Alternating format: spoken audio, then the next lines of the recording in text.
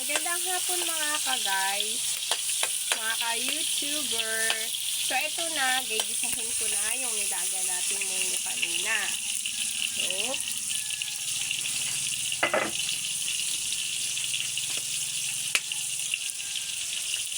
manood lang po kayo guys. Sadyang marami ako pag nagluluto ng gulay. Kasi ang purpose ko, so, dalawang kainan na rin. For example, panghapunan, tapos pang-almusal bukas. So, ganyan ako magluto.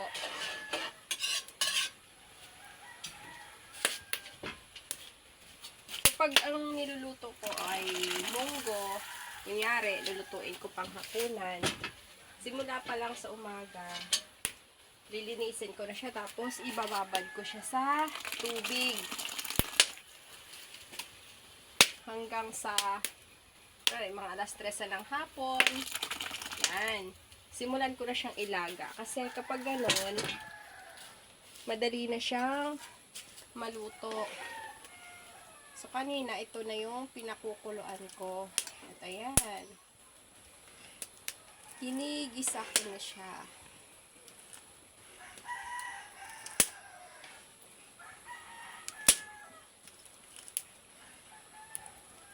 Usually naman guys, kapag sa probinsya, ganito talaga ang way of living, way of cooking. Pero hindi lahat. Sa amin kasi, kumbaga sa akin, mas prefer ko ang ganitong lutuan. Siguro na rin dahil simula nung malit ako, ganito na rin yung kinagisnan ko, nakasanayan ko na magluto sa ganito. So, ngayong may sarili na rin akong pamilya, okay lang sa akin guys, hindi ako na hihirapan, hindi ako napapagod. Sa totoo lang, mas na-enjoy ko yung mga ganyan, magpapaningas ng apoy sa simula, tapos, yan, magsasaing. Tapos habang niluluto, syempre, alalay lang yung apoy.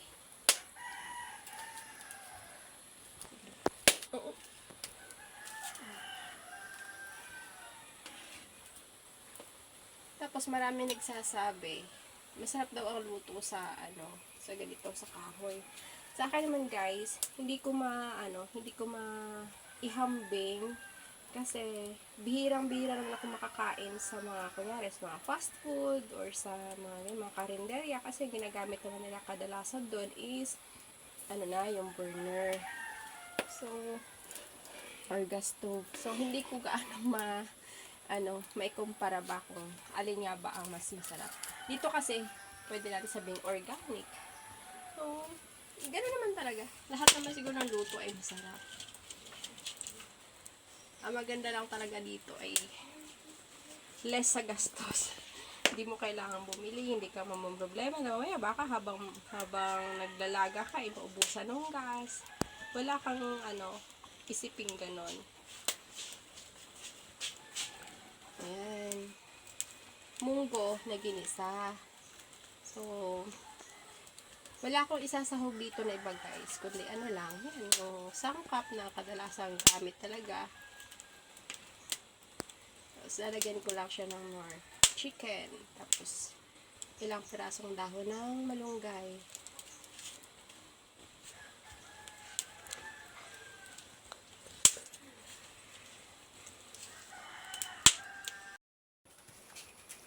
Guys, eto na, ilalagay ko na yung nor chicken. Kunting timpla na lang po ito kasi kanina habang nilalaga ko yung munggo, may asin na po yun. Para-paraan na kanya-kanyang kasi ang ko, so syempre habang nilalaga, tapos may asin na siyang kasama. So syempre manunuot na din yung yung timpla na hindi siya matabang. Para kapag ganito, kunting na lang, kunting dagdag ng pagtimpla,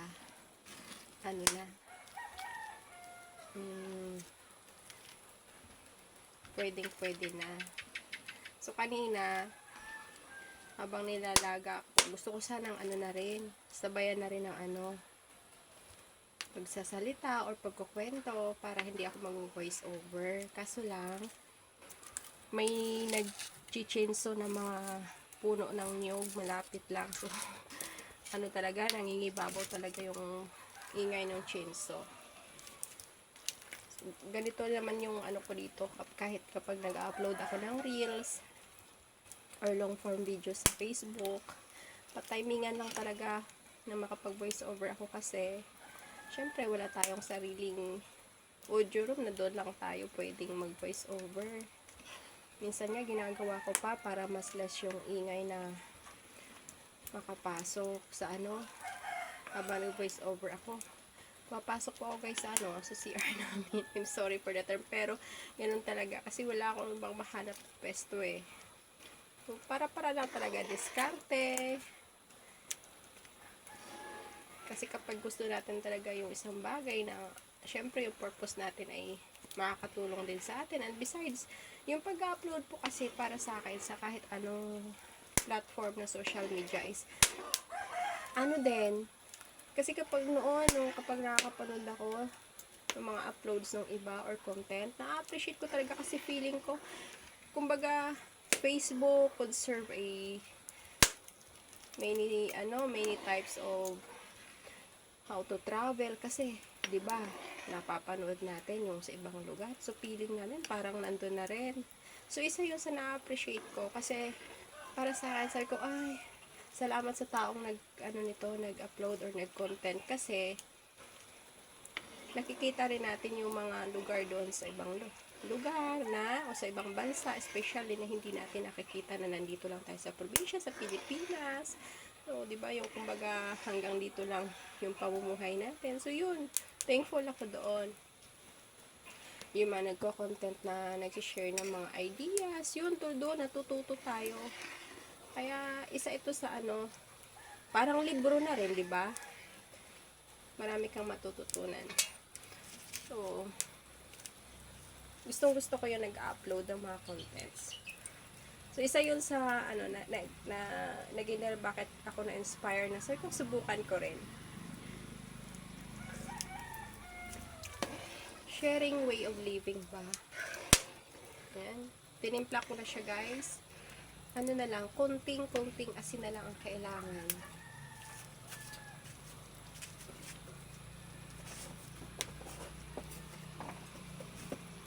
Tapos, ito guys yung ano, malunggay, nilalahok ko. Hindi siya yung ano, common na malunggay, na moringa na ginagamit natin. Chinese malunggay, tawag sa kanya. Ito, medyo malalaki yung dahon niya. Masarap to guys, kahit ma-overcook, hindi mapait. So, ayan. Ilalagay na natin. Okay.